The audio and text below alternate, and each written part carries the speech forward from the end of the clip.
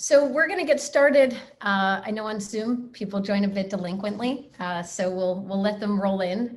We'll repeat the questions and catch people up. A few quick rules of the road for those joining us as attendees. One, thank you so much for joining. We're very excited and eager to have you here for our discussion on HR transformations. These will be recorded and posted on our AI Transformations YouTube page, which will follow up with all of you for peers, coworkers, or others in the industry to share. We do get that question a lot.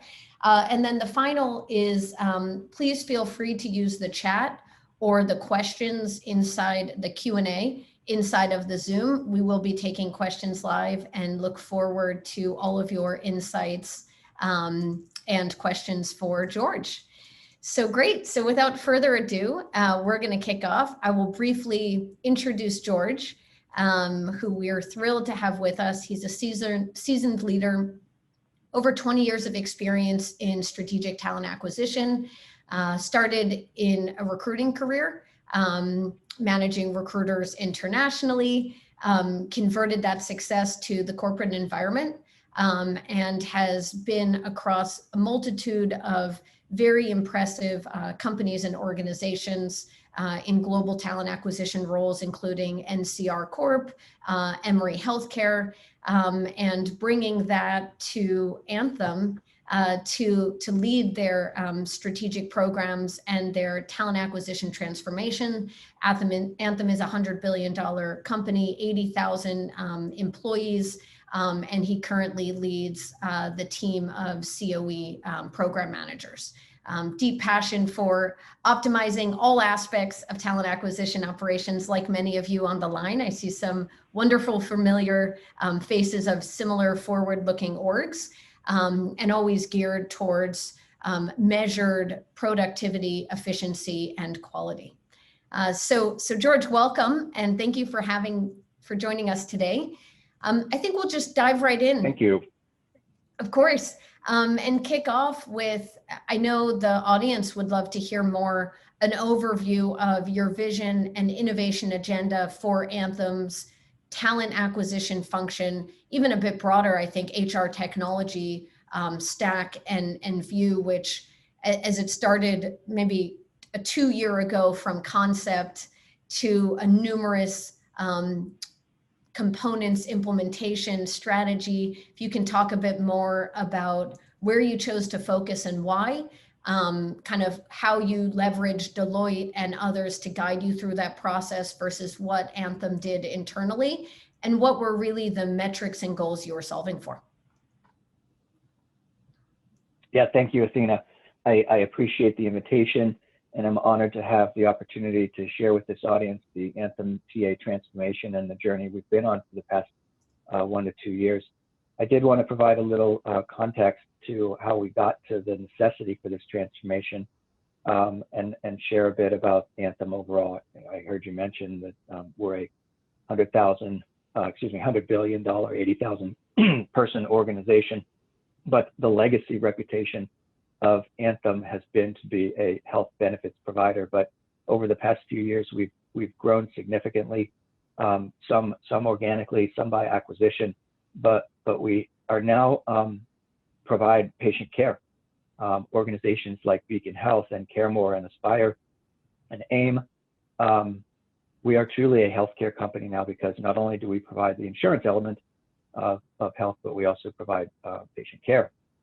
And there's a necessity now to hire people like nurses and doctors and licensed therapists and other roles that we historically have not had to hire for. And those positions are much more challenging to fill than claims management or underwriting or general customer service, where we get hundreds and hundreds of applicants. So as part of the overall Anthem organizational transformation, there was a recognition that TA needed to transform as well in order to meet the ongoing talent demand in some of these more difficult to fill positions.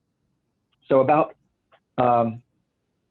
I'd say 1.5 years ago, say like spring of 2019, I heard you mention Deloitte.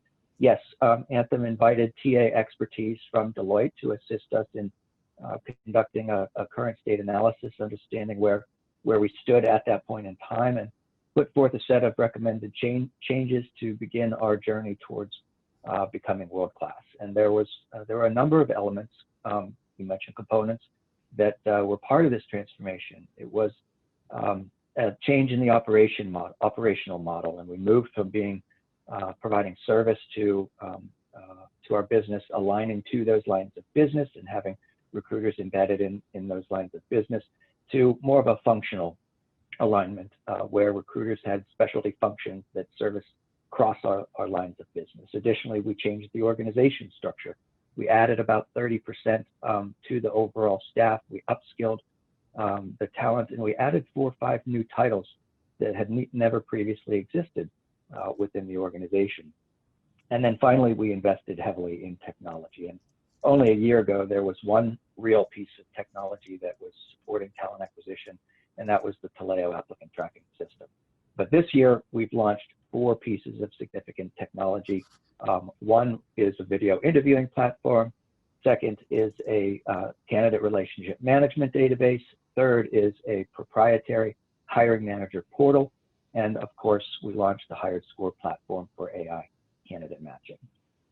So I hope that provides a little bit of backstory to give some folks some context as to why we did this and where we are in our journey.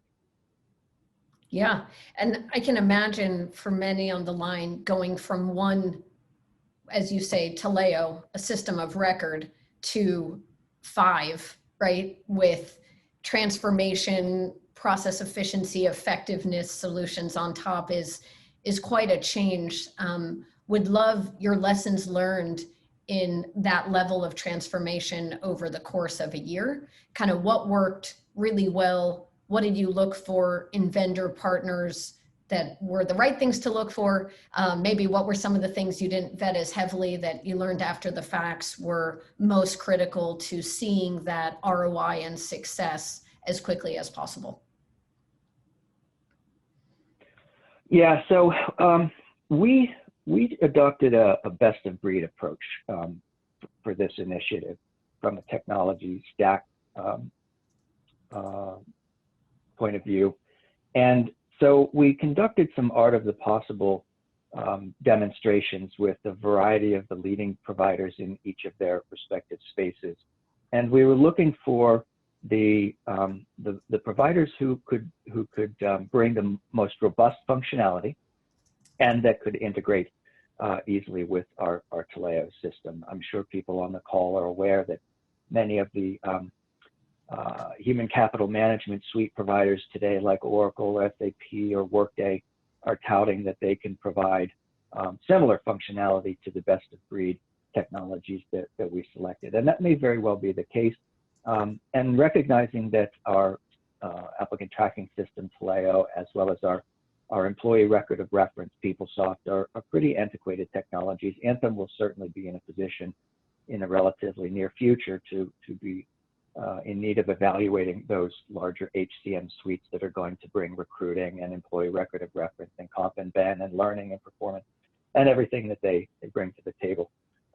But we recognized that given that this was a larger HR decision, that it was at that time going to be a year, if not 2 years out, that we were going to have selected, designed, configured, implemented, and launched a new HCM suite, and we couldn't wait.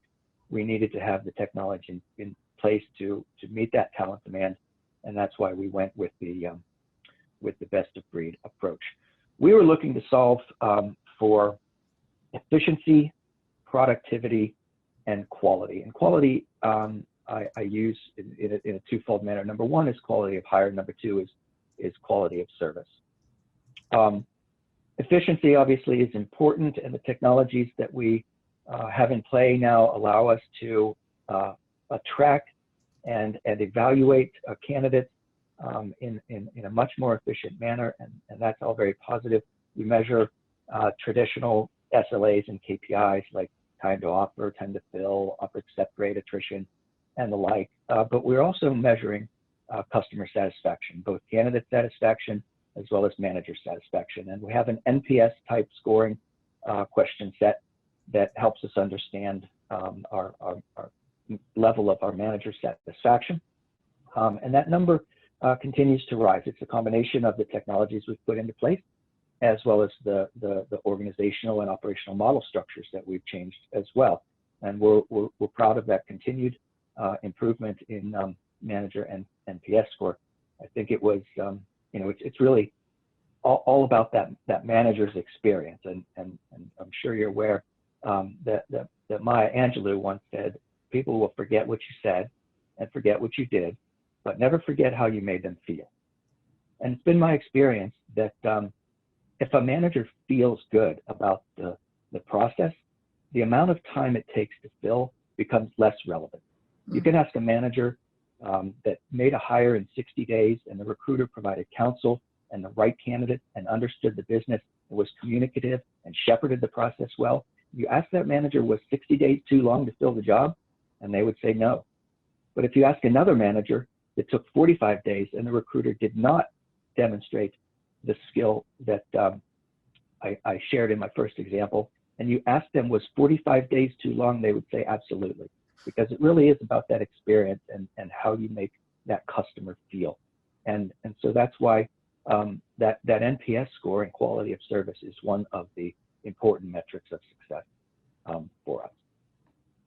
Now, you also asked me about lessons learned, and certainly going through the process of designing and implementing and launching 4 new technologies starting in fall of last year and launching in spring of this year, there were certain things that I might have done differently and maybe might have selected different providers as well.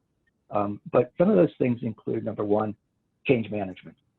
And too often, change management becomes an oversight. It becomes a red line in a statement of work to save money. Companies think that they can do it for themselves, so why would they pay for it? But the providers really should be bringing that experience, having implemented and launched their software with numbers of organizations, helping inform stakeholders, customers, practitioners, and bringing them along for the journey and understanding the value of the challenges that you often go through to launch major software platforms. The second oversight, I think, is around training and adoption. And many of the providers will get the training piece right. They have static vehicles and on-demand videos and job aids. But where they fall down often is the follow-up and management of adoption. And if practitioners aren't using the technology or they're not using the technology effectively, then value diminishes. And it's something that as organizations and individuals are evaluating new technologies and competing providers against one another, I think that it's important to look at how well they follow up with adoption rates and utilization. Third, I would say another watch out or landmine is how consultative the provider is going to be. They should have learned certain lessons from implementing their technology platforms over a number of organizations and be able to guide customers on their decision making. And if you have the ability to take path number 1 or path number 2, the provider should be able to tell you what the pros and the cons are of each of those paths. So another thing to consider as you look at different technology providers and you're making decisions. And then the last thing that I would suggest organizations consider as far as the lesson learned was don't bite off more than you could chew. Some people in our audience today might be thinking, gee, that's a lot to tackle, 4 new significant pieces of technology all at one time. And I assure you it was, and it still is. And we've been resource challenged to ensure that we have launched these technologies, that they've been adopted, that we've spent appropriate time in hypercare to work out any technical difficulties, and then continually improve those technologies. We're not approaching this as once it's launched, we're done with it. We're approaching this as a once it's launched, we're going to enter phase 2 and phase 3, and we're going to continue to improve these products so that they become better and better and more effective for our TA operations team. So be sure as you consider perhaps multiple technology launches, that you do have the right level of resources internally to make sure that you can pull it off successfully. Yeah, George, I think you bring up such great points in kind of the more hidden kind of fine line items that people look for in the provider. It's not just, do you like the demo? Do you like the product? Does it sound great? But this, what is the vendor's experience supporting with change management and unlocking that? What is the client references experience in not just out of the box training, but continued drive towards adoption and engagement? We hear a lot, what are the questions we should be asking your references? And I think there's kind of a TA transformation leaders forum that might need to happen, of you all coming together and say, gee, I wish we'd asked these questions and now I would ask them, and kind of sharing that knowledge to all of your peers. For example, like how did that vendor drive continued monthly adoption on an incline, right? Not just out of the box.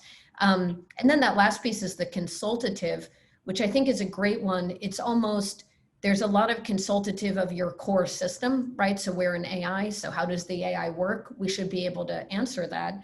But as you saw at Anthem, the other agenda items you might not think about, like how do you test this to ensure no bias? How do you make sure this is compliance for OFCCP? Does the vendor have the answers and the analysis, or does Anthem need to work with the vendor and come up with that for the first time? And does your legal team have the capacity to do that? So I'd love even some of these items, when you think about from 1 system to 5 systems, are there any areas that, you've asked questions about, wish you'd ask some more questions about, or examples that maybe worked better, like the HRIS IT support in an implementation that a vendor might bring?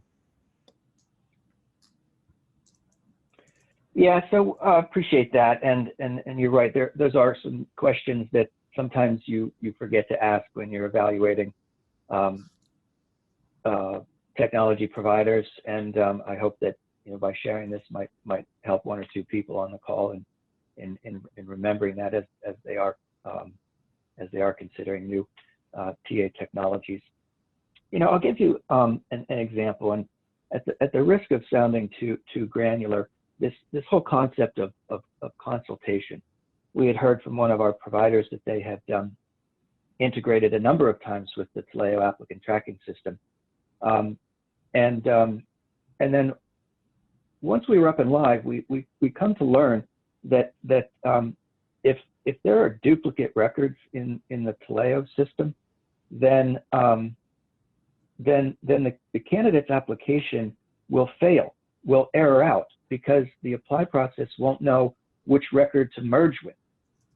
And again, I apologize for getting too granular here, but the point being is if this provider had integrated with Taleo previously, it's likely they would have known this and provide some counsel up front on how to address this, which was basically to dedupe all of the double records in the Taleo, where we wouldn't get these application failures.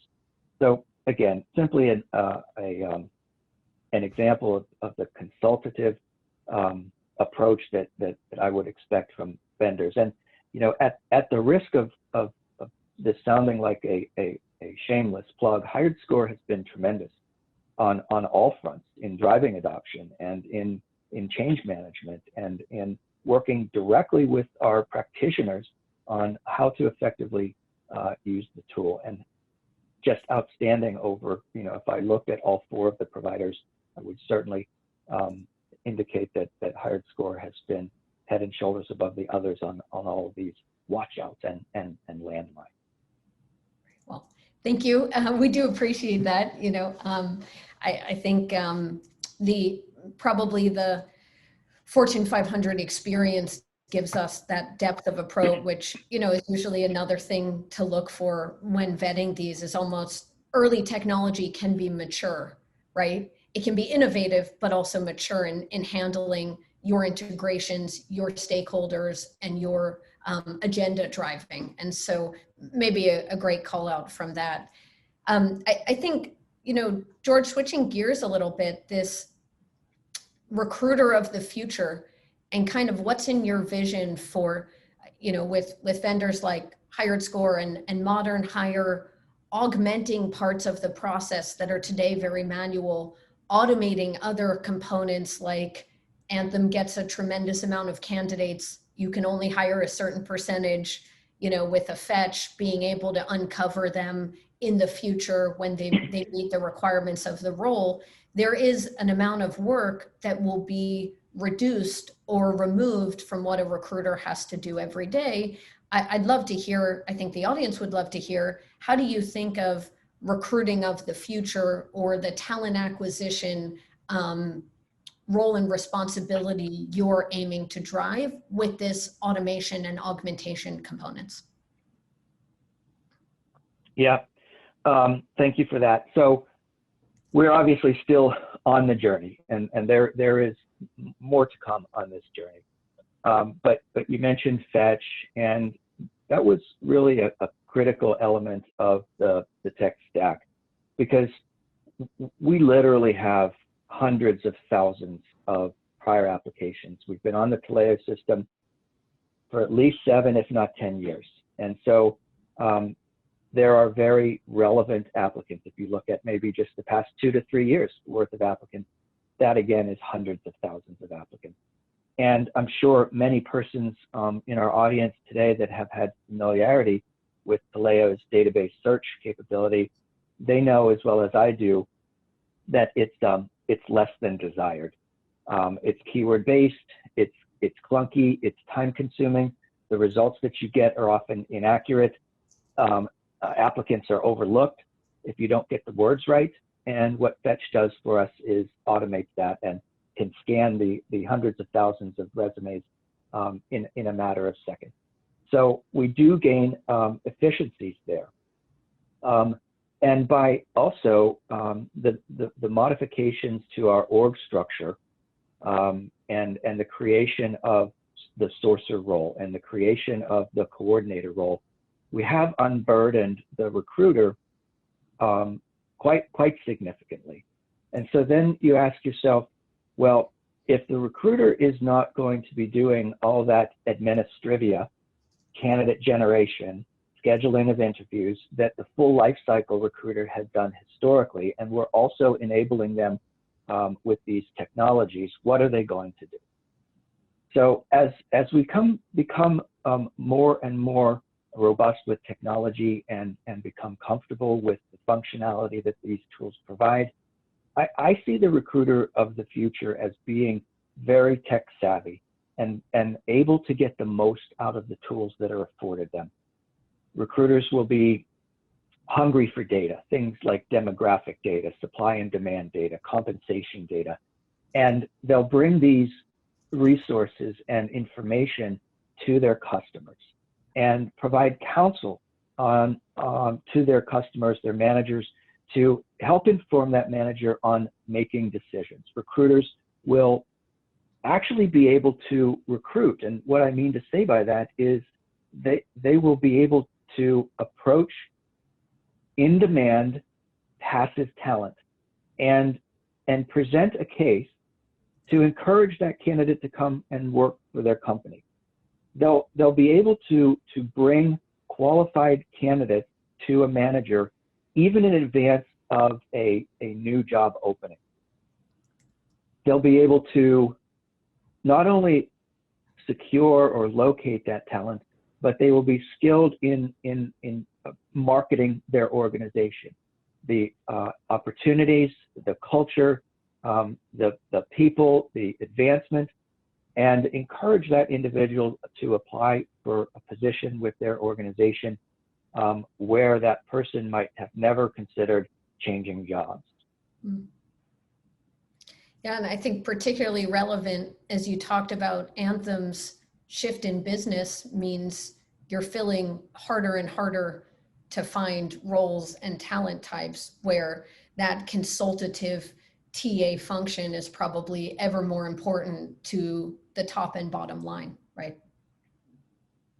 Yeah, totally agreed. And that contributes to that experience that I mentioned previously. If we can ensure that our customers see value in what a recruiter brings to the process, then that's a major victory. Great. I'd love, George, you know, every agenda has varying levels of executive support and driver. I think one of the items you and I talked about, which I found fascinating for this group, is diversity and inclusion has always been important for Anthem. You know, there's probably new initiatives. And one of the things you mentioned is sometimes it takes HR education to executive stakeholders of, in trying to move the needle in D&I, we might need to modify or be okay with other TA metrics not moving as much as we'd planned, right? Time to fill might be a bit longer if we want a diverse slate for every role, or the investment in onboarding and new hire training to make sure we retain this top talent might be different. So I'd love if you can just maybe give a snapshot of Anthem's latest, because it does fall under the talent acquisition umbrella of R&R in some ways, and how you're thinking about D&I, how this might have shifted in the last few months in terms of where you're focusing, and maybe some of that dialogue you're having across the org of what this might change or need modification from traditional TA goals. Yeah, sure. Obviously a very timely topic that Anthem and many other organizations are addressing a lot differently, perhaps, than how they might have historically. So often I had seen organizations address D&I when they are audited by the OFCCP, and everybody scrambles to change processes and ensure compliance, and that has taken a 180. Anthem, at the very least, and I'm sure we're in good company with organizations that are taking a much more proactive approach to ensuring that our evaluation processes, our performance management processes, our compensation processes are fair and equal, and not and there's no disparate impact when it comes to diversity and inclusion efforts. Anthem as an organization has dedicated $50 million to a variety of diversity initiatives, which is extraordinarily generous and indicative of the dedication that Anthem has to advancing the D&I cause. You mentioned there might be trade-offs, and indeed there may very well be. And you mentioned some of the traditional KPIs or SLAs by which we measure talent acquisition performance. And there is an initiative underway at Anthem right now to ensure that we are providing, as a talent acquisition team, we are attracting and we are providing diverse slates of candidates to our managers for decision. And that may take more time, right? It may take some more effort. It's definitely going to take some more spend to open up access to these diverse pools of talent that we might not have approached as robustly in the past. And so time will tell how significant the impact will be, but the speculation obviously is it's going to take longer, right? And it's going to take more money. But we clearly want to ensure that we are diversifying our organization to the best of our ability. But I also want to ensure understanding that although there is a TA component to this, there's also an organizational component. And what I mean to say by that is, if we don't have an inclusive environment, once our new hires get on board, then they're going to leave. And they're going to feel like they've been sold a bill of goods. And in those instances, TA just cannot keep up the pace. TA cannot just continue to bring in, do a great job bringing in diverse talent only to have it leave because we don't have the appropriate inclusive atmosphere and culture once those people become our associates. So we're also examining, as I mentioned, compensation practices, performance management practices, examining the diversity at our leadership level and taking steps to address that too, making our associate resource groups more robust and more prominent in the organization, and giving them a voice to help us ensure that we have that inclusive culture, so that when TA does recruit diverse talent, encourages them to join Anthem for all the right reasons, then they stay with us once they become associates. Yeah, I've not heard as much discussion as you all put on the post-hire and the importance of thinking proactively about all the things the org does, not just to fight for this great talent, attract them into the front door and hire them, but then to make sure the success is guaranteed. So I'm sure people will have follow-ups for you and how you're thinking about the most effective onboarding, mentorship, connectivity, and kind of integration across the company of this great talent you're bringing in. Surely. Great. We can take other questions if anyone has ones on the phone or is listening. I think while we wait for that, if there are any, and George, this has been tremendous. COVID-19, I know, has changed a lot of industries. Anthem, being in the industry that you're in, probably has seen a lot of changes in some places, and maybe even far greater demand and pressure on the org being in the healthcare space and the insurance space and the delivery space. Would love to hear, how has this changed, maybe in some non-obvious ways, your talent acquisition function, number one, and then, a lot of great acclaim went to your entirely digital summer internship program that you as an org decided to maintain, invest fully in, and fully commit to, including winning industry recognition for that virtual program. So would love to hear, what are the kind of most dramatic changes it's had on TA that you see continuing, and then some of the ways you guys have, in an agile way, managed through it. Sure. So one of the top of mind significant changes is the increased utilization of video interviewing. So our partner Martin Hire is very happy to see that and report spikes in adoption. So there's that. But it was a quite ironic situation for Anthem specifically, because there was a concerted return to office campaign in summer, early fall of last year, and there were extremely valid reasons for teamwork and collaboration to have people in our offices. Not to mention the tools and technologies that are afforded to our associates when they are in office, and despite some initial resistance to that for folks who work at home, having been an organization that has grown largely through acquisition, we have folks spread across the country, and often they were in work at home situations.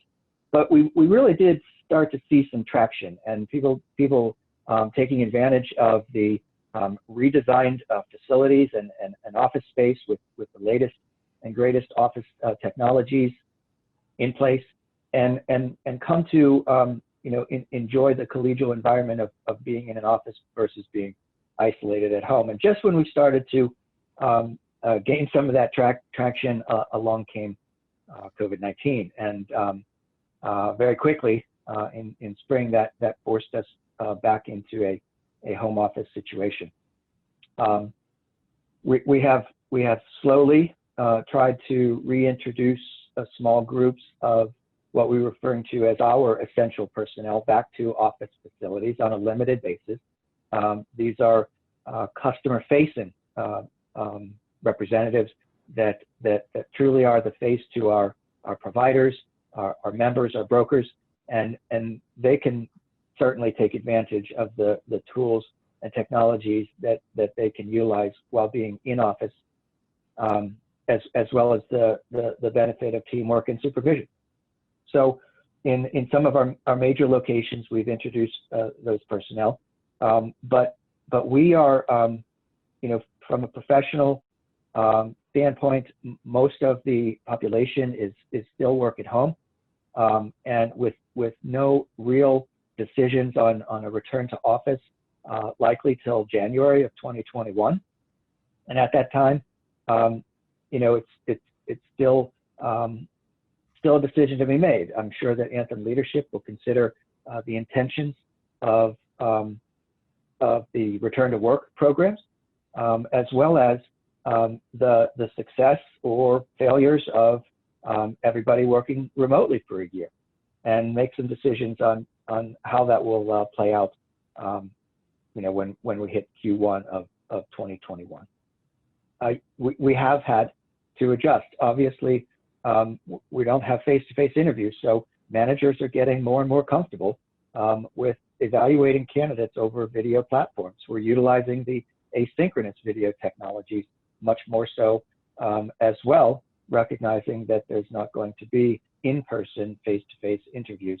And we're getting more comfortable making those hiring decisions without having the opportunity to meet somebody in person. And then you mentioned our internship program. March, April timeframe, when many organizations had already extended offers to students for their summer intern program, we're in a position to make a decision as to whether to cancel the program or take it fully virtual. And there are a number of organizations that I'm aware of that had canceled the program and rescinded offers, unfortunately, to students that they were intending to have in their program during the summer. I was very pleased to learn that our leadership made a decision to maintain the program for summer. We did have a reduced number of interns in our program by about half, which obviously impacts us long term with the intent to convert these interns to full-time. We have less to select from. But our university relations team was able to craft a program that was 100% virtual, but still robust and rewarding, and gave the experience to our interns, allowing them to network amongst themselves virtually, allowed them to gain exposure to our leaderships, allowed them to take on meaningful work within their lines of business. And we wrapped up that program in middle of August. And as you mentioned, we were fortunate to have been selected as one of the top 100 intern programs in the country, as deemed by Way Up, a student career platform. And then the story had been picked up by Forbes online, so people can see it there. But that's a really high bar for us too, and we'll have to best that next year. So we're starting work on that. And it's still unsure. Are we going to have in-person interns next summer, or is it all going to be virtual again? We don't know, but we'll certainly adapt to whatever our situation is. Yeah, wonderful. Well, it's definitely something to be proud of. And I think the Anthem team, HR team, whether it's campus, the COE, the talent management, continuing to think in an agile way and constantly pull on technology, processes, organizational changes. I think knowing how wide your toolkit is and how you use that wide toolkit is something that a lot of companies have to learn from. So really exciting to see and hear. And then just kind of my last question for you, George, is the realization of these approaches, the metrics that you're powering them. I think would love from an audience perspective of, is that going kind of, how do you think about the phase 2 of this plan Is it what you'd planned the phase 2 to be based on the success or some of the areas of less success you've seen? What areas do you see the phase 2 be in? I think that'd be a great kind of closing for this group to hear. Sure. So I'd like to answer that as in sort of a future vision of how these technologies are going to come together to continually improve the way we do recruiting at Anthem. We're very new, right? These launches took place in spring, right? So HiredScore, for example, we've only been live for 4 months. We've seen some tremendous results in 4 months, but we've only been live 4 months. The oldest technology that of the 4 that I mentioned went live in February, so it hasn't even been a year. So we are still adapting to what we can do with these technologies, but I did want to share kind of a future vision around our high volume hiring. We hire about 16,000 people in a non-COVID year, of course, and 8,000 of those people are in our SX or service experience space. It's considered high volume, but we're working with a number of our tech partners right now to create a seamless, automated experience that will be a game changer and dramatically increase our performance levels, decreasing our traditional time to fill metrics and others. But if you imagine a candidate receives automated marketing materials. It might come from our CRM, it might come from HiredScore, but by receiving these materials, they're encouraged to click a link and visit our careers pages. And once they get to our careers pages, they encounter a chatbot. And the chatbot asks them a number of questions that helps guide them to the right jobs for which they are qualified and hopefully interested on our career site. The candidate reviews those jobs and makes an application or two. And in the application process, they're presented with some pre-screening questions. And once they complete their application process, the HiredScore Spotlight tool ranks them. And if they answer those pre-screening questions appropriately and they scored appropriately via the Spotlight tool, they're automatically issued an assessment. And they take the assessment, and all this is mobile enabled, by the way. They take the assessment, and if they score appropriately, they reach a certain threshold on the assessment, they're automatically issued an asynchronous video interview where they're asked an additional 5 to 7 questions to round out the complete pre-screening component of our hiring process. All of this information then is provided to a recruiter who can evaluate the data and make decisions on which candidates to submit to the hiring manager. So this is what we're working on right now. This is the phase 2 for the technologies that we have in play, and getting them to work together to create this experience, dramatically improving our ability to improve efficiencies, quality of hire, and quality of service for 50% of the hires that we make at Anthem. Yeah, I think what's amazing about that vision you just laid out is, to many it will sound science fiction, but that you have the components you need in place, and that you've thought about this technology as almost layers, where you install the first layer, the second layer, the third layer, to be able to have that science fiction-y, almost end-to-end screening process augmented for the recruiter. And just in the volumes of hires you all make, you know, George, if you have any ideas of how much efficiency in a percentage or, you know, multitude of hours, or kind of any way that you're quantifying that and what you expect that will unlock from you for your team. Cut it in half. Yeah, amazing. Cut our time and fill it to half. I mean, and not only that, that's the benefit to us, but again, thinking about that customer experience and the benefit to the candidate, and all the stories we hear about the black hole.